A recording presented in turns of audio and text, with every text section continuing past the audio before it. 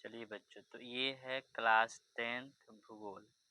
Chapter आपका 1 है संसाधन और उपयोग।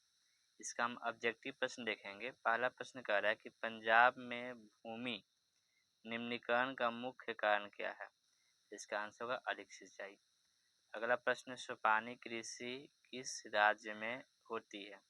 तो आंसर है उत्तराखंड। मरुस्थलीय मृदा का विस्तार निम्न में कहाँ है? तो राजस्थान। अगला प्रश्न है कि मेढक के प्रजनन को नष्ट करने वाला रसायन है? तो एंड्रीन। पांचवा कह रहा है कि काली मृदा का दूसरा नाम क्या है? तो रेगुड़ मृदा। अगर आपसे पूछेगा कि लाल मृदा का दूसरा नाम क्या है, पूछ दे कि लाल मृदा का दूसरा नाम, तो इसका उत्तर लेटेराइट मृदा, लेटेराइट। यहाँ काली का है तो रेगुड़ याद कीजिए, काली का रेगुड़, काली का अब रेगुड़। अगला है लघुत्तरीय प्रश्न, जो 2 नंबरिया प्रश्न होते हैं। देखिए, जलोढ़ मृदा के विस्तार वाले राज्यों के नाम बतावें। इस मृदा में कौन कौन सी फसलें उगाई जा सकती है? तो आंसर है जलोढ़ मृदा के विस्तार वाले राज्य यूपी, बिहार, पंजाब, गुजरात, राजस्थान, हरियाणा, पश्चिम बंगाल तथा असम है। इस मृदा में गन्ना, चावल, मक्का, दलहन इत्यादि फसलें उगाई जाती है।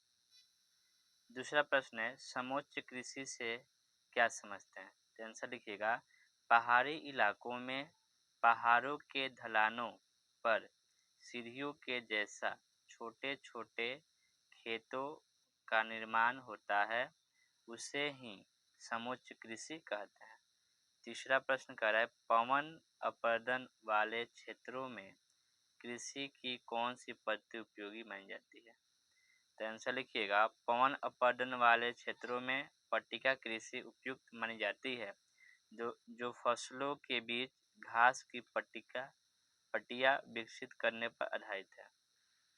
चौथा प्रश्न कह रहा है कि भारत के किन भागों में नदी डेल्टा का विकास हुआ है? यहाँ की मृदा की क्या विशेषता है?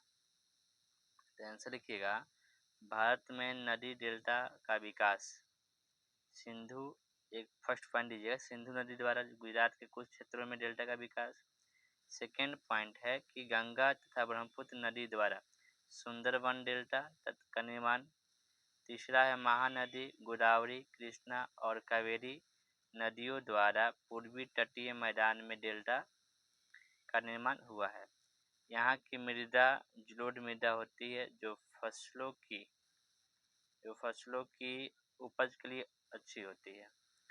अगला प्रश्न है, फसल चक्रण मृदा संरक्षण में किस प्रकार सहायक है?